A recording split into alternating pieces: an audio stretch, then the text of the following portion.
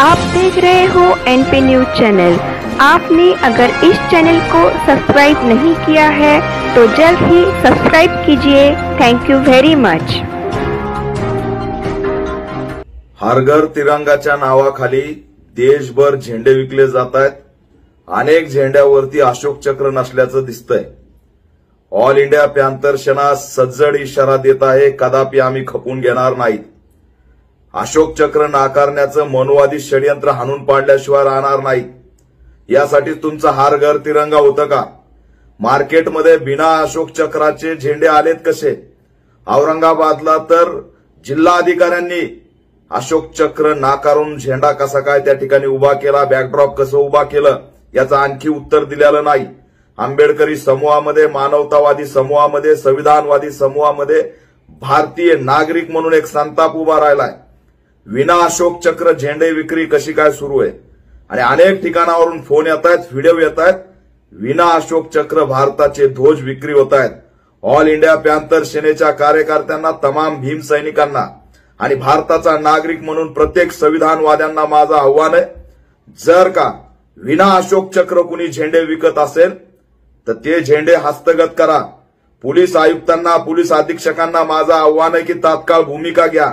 कायदा आम्हाला हातात घ्यायला लावू नका। आम्ही अशोक चक्राची अशा प्रकारे होत असलेली विटंबना सहन करणार नाही। झेंड्यामधून अशोक चक्र बायकॉट करण्याचं हे सर्वात मोठं षडयंत्र उघड झालेलं आहे। हे झेंडे कुठून छापून आलेले आहेत?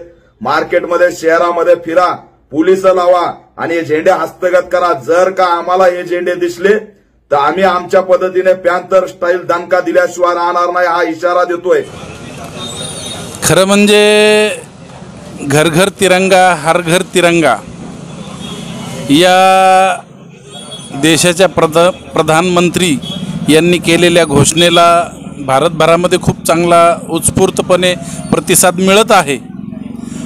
परंतु काही घटना अशाही घडताना दिसत आहेत की त्या ठिकाणी भारताच्या तिरंग्यावरून सम्राट अशोकाचं अशोक चक्र हे अदृश्य झालेलं दिसतंय। ही नक्कीच खूप गंभीर अशी बाब आहे आणि अतिशय घृणास्पद गोष्ट आहे। तर अशा घटना या ठिकाणी घडायला नकोत आणि अशा पद्धतीनं आमच्या राष्ट्रध्वजाचा अवमान आणि विद्रूपीकरण जर काही षडयंत्र रचून कोणी करत असेल तर नक्कीच त्याची तीव्र शब्दात मी या ठिकाणी निंदा करतो। आणि मला असं वाटतं की आजच्या तारखेला भारतामध्ये घर घर तिरंगा, हर घर तिरंगा या घोषणेच्या ऐवजी जर देशाच्या प्रधानमंत्र्यांनी घर घर रोजगार, हर घर रोजगार हा जर नारा दिला असता तर मला वाटतं 130 करोड जनतेने नरेंद्र मोदीजींना नक्कीच डोक्यावर घेतलं असतं। आणि ठीक आहे, तिरंग्या झेंड्याचाही आम्हाला अभिमान आहे। आम्ही स्वाभिमानानं या ठिकाणी एवढंच सांगू शकतो की महान सम्राट अशोकापासून तर भगतसिंगापर्यंत ज्या ज्या महान व्यक्तींनी या देशासाठी योगदान दिलेलं आहे त्या सर्व महान व्यक्तींचं स्मरण करून या ठिकाणी मी संपूर्ण भारतातील 135 करोड जनतेला भारताच्या स्वातंत्र्य दिनानिमित्त खूप खूप त्यांना शुभेच्छा देतो, सर्वांचं अभिनंदन करतो। फक्त एवढंच या ठिकाणी उद्देशून सांगतो की सम्राट अशोकाच्या, महान सम्राट अशोकाचं जे चक्र या ध्वजावर आहे ते ध्वजावरचं चक्र असतानाच तिरंगा त्या ठिकाणी फडकवला गेला पाहिजे। ज्या ठिकाणी अशा पद्धतीचं अशोक चक्र विरहित तिरंगा फडकवण्याचं षडयंत्र जर कोणी करत असेल तर ते हाणून पाडलं पाहिजे। अशा लोकांवर गुन्हा दाखल झाला पाहिजे। या देशाचे पंतप्रधान सन्माननीय मोदी साहेबांनी घर घर तिरंगा, हर घर तिरंगा ही जी मोहीम किंवा हे अभियान जे राबवलेलं आहे हे खूप चांगलं आहे। परंतु काही ठिकाणी काही अशा गोष्टी लक्षात आलेल्या आहेत की प्रसारमाध्यमामधून, इलेक्ट्रॉनिक माध्यमामधून की ज्या ठिकाणी आपला हा तिरंगा फडकविण्यात येत आहे त्या ठिकाणी काही तिरंगा झेंड्यावर अशोक चक्रच नाही आहे। आता हा जो प्रकार आहे हा प्रकार अतिशय निंदनीय आहे, निषेध करण्यासारखा आहे।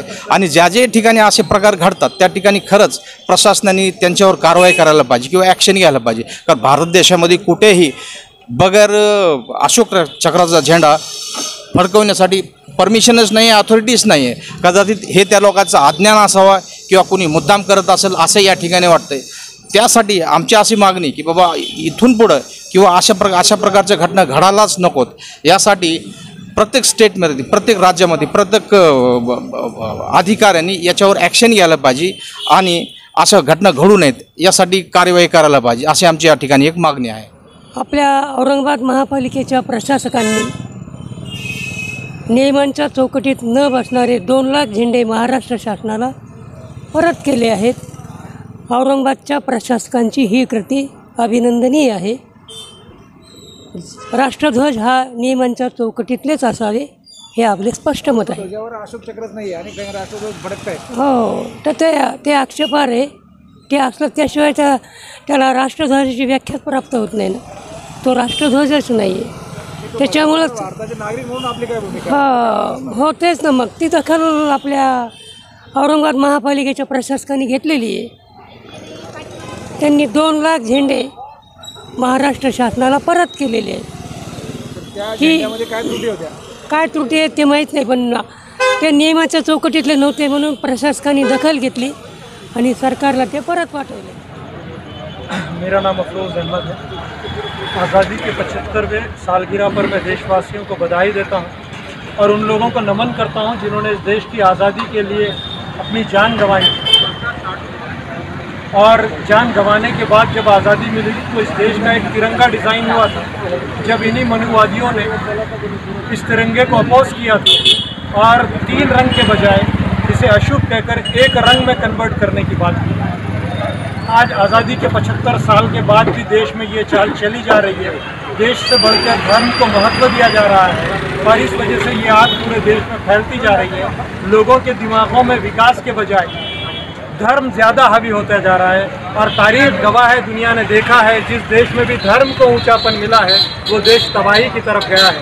तो मैं उम्मीद करता हूँ मेरे देशवासियों को कि इस तरह की मनुवादी ताकतों का वो मुकाबला करेंगे और हमारा जो तिरंगा है जिस पर हमें गर्व है वो तिरंगे को उसमें जो अशोक चक्र होना चाहिए वैसा ही तिरंगा वो फहराएंगे. और अगर सरकारी चीज़ें इसे अपोज कर रही हैं तो सारे नागरिक इसे अपोज करेंगे. Thank you. ज्या ध्वजावर अशोक चक्र नाही तो ध्वज अपूर्ण आहे आणि मग ही चुकी मुद्दा म्हणून झालेली की जाणीवपूर्वक केली जात आहे. या संदर्भात तुमची एक भारताचा नागरिक म्हणून तुमची काय प्रतिक्रिया आहे? आज मोदी सरकारच्या माध्यमातून जी उपक्रम राबवला जाऊ लागला आहे ॲक्च्युअलमध्ये ही हर घर तिरंगा आणि घर घर तिरंगा ही खूपच उल्लेखनीय बाब आहे. आणि प्रत्येक घरामध्ये प्रत्येक जो व्यक्ती आहे भारताचा नागरिक आहे त्याला अभिमानास्पद गोष्ट आहे या कामगिरीच्या माध्यमातून. परंतु एक गोष्ट निदर्शनामध्ये येते की भरपूर ठिकाणी काही जे भारताचा जो तिरंगा आहे जो झेंडा आहे त्या झेंड्यावर जे आहे अशोक चक्र दिसून येत नाही. मग नेमकं याचं कारण काय आहे हे आज कोणाला लक्षात येत नाही. नेमकं याच्या पाठीमागचं कारण काय हे सरकारनं घुमलं पाहिजे, विचारलं पाहिजे, शोधलं पाहिजे. आज ही मोहीम चालवण्यापेक्षा जर घर बेरोजगारी कमी करण्यासाठीची योजना राबवल्या गेल्या, महागाई कमी करण्यासाठीच्या योजना राबवल्या गेल्या तर अशा गोष्टीला आणखीन थोडा स्कोप आला असता. आणि ही जी त्यांची मोहीम चालू आहे यासोबतच ही पण मोहीम चालवली पाहिजे. म्हणजे सांगण्याचा अर्थ असा की घर तिरंगा तर आहेच पण घर बेरोजगारीसुद्धा कमी करण्याचे यांनी उपक्रम राबवले पाहिजे. चांगले रोजगार उत्पन्न व्हावे या हिशोबाने त्यांनी कामे केली पाहिजे. या सर्व गोष्टी त्यांच्याकडनं अपेक्षित आहे. परंतु जर असं पुढे आढळून येतं आहे आपल्याला की कुठं तिरंग्यावर जर अशोक चक्र दिसत नाही तर ह्या ज्या चुका आहेत त्या चुका करणारं प्रशासनानं म्हणा या सरकारनं म्हणा 100% काही ना काहीतरी ॲक्शन घेतली पाहिजे, त्यांच्यावर काही ना काहीतरी कार्यवाही केली पाहिजे असं माझं मत आहे.